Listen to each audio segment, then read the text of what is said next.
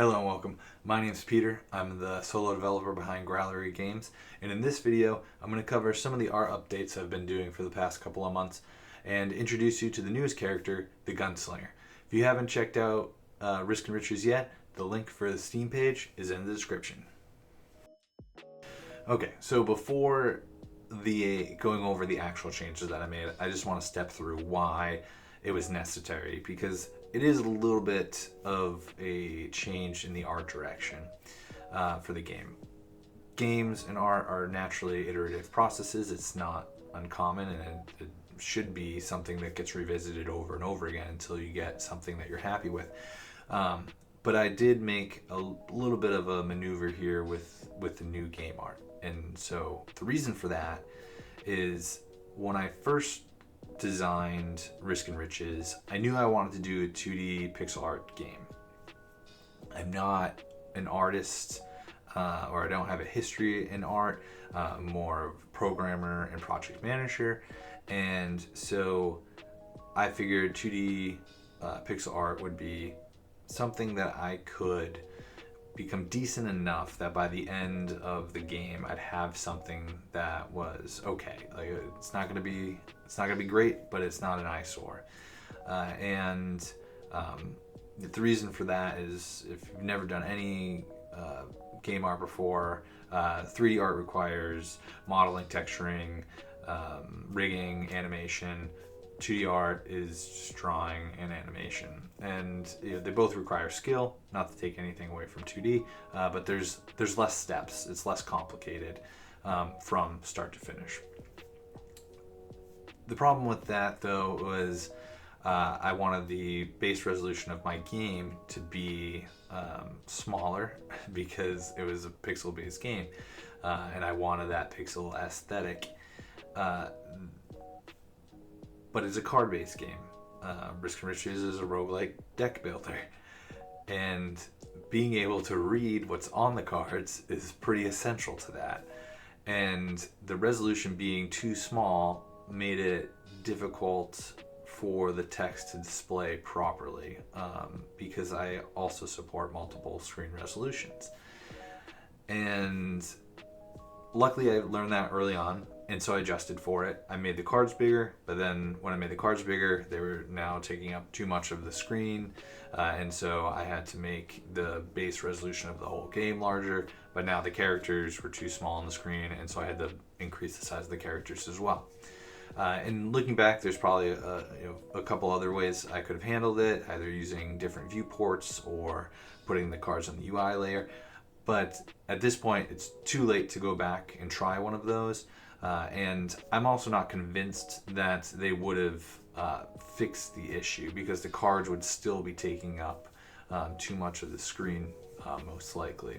And it would make the input for the game far more complicated than the current system that's in there. So I'm happy with the route I went, but it did cause this resolution issue to occur, because once I had to increase the characters and the backgrounds in particular, they were scaled up initially.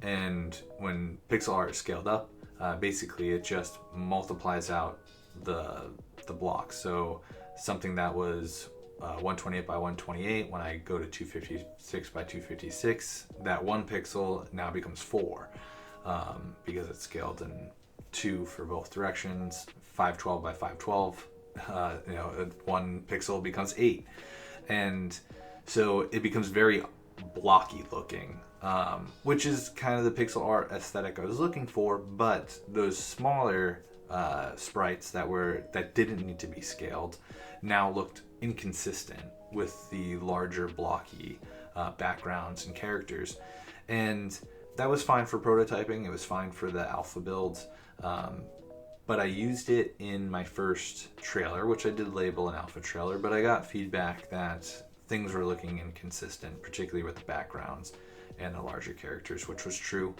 And so I spent at least a whole month, a little more than that, going back and redrawing a lot of these larger sprites in the backgrounds.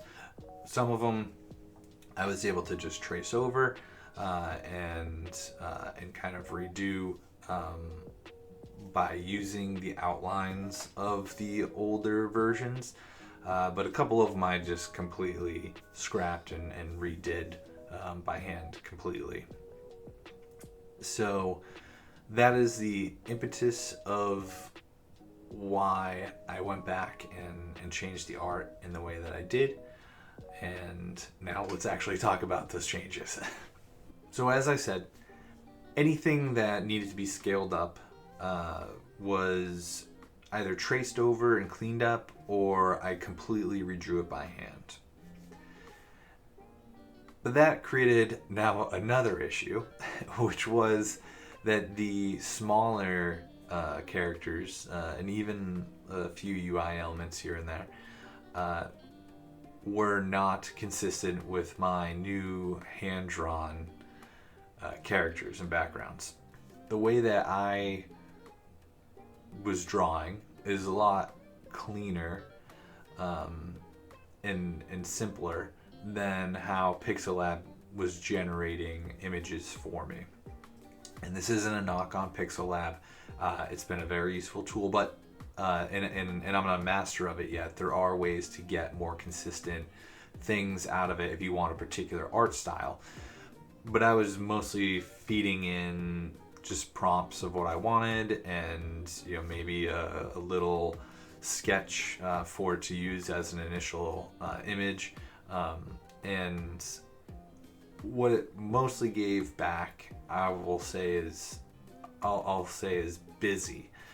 And by busy, I mean that, right? If I'm drawing like a sleeve that's just, it's supposed to be a brown leather sleeve with a little bit of shadowing and stuff. When I'm drawing, I make it a solid brown sleeve and then add some shadowing and, a little bit of detail here and there where necessary. But the AI generation, if you were to just say, give me a brown leather sleeve, would be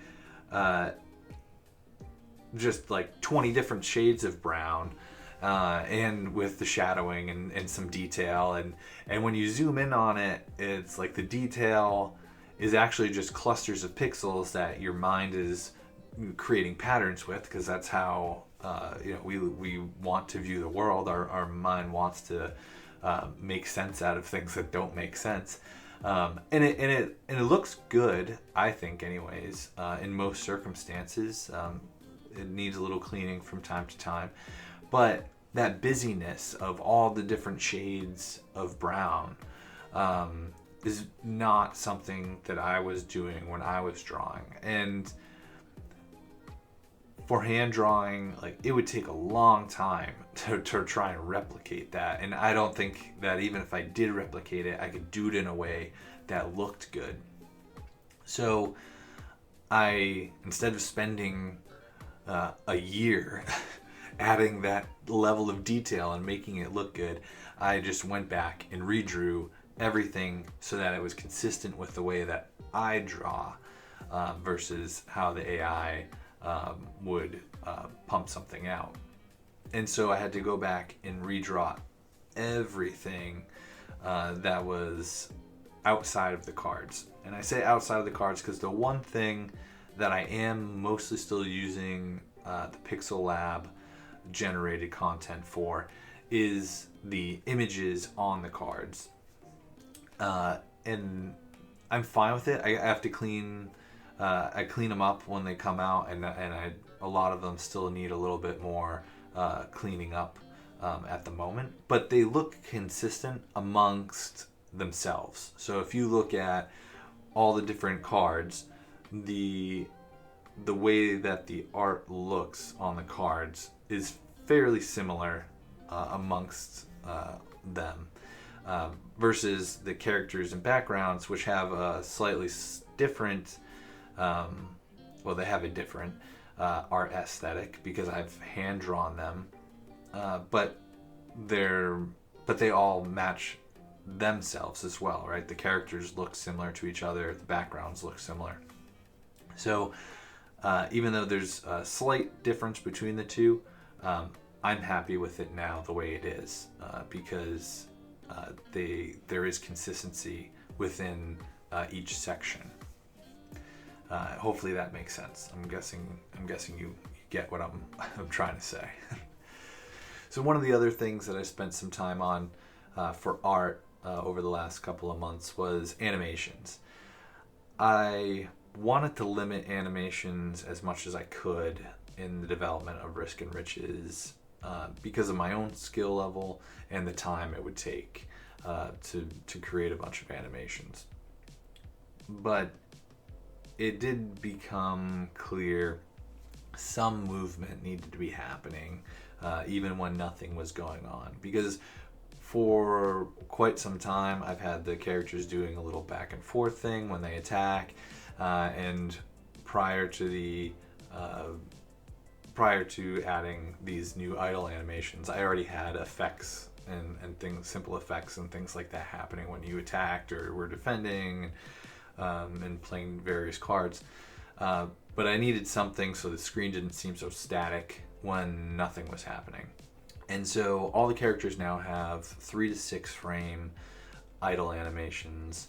And even though they're pretty simple, it adds quite a bit to the experience of playing the game. And so I'm pretty happy with them. They're simple animations. I'm hoping during the polish phase to clean some of them up, and even if I have some extra time, I'd like to add some special animations for the bosses. Each of the bosses in the game has one move that's a little different than the base enemies, or at least most of the bosses do, and so I'd like to add a special animation for those moves, but that really depends on time.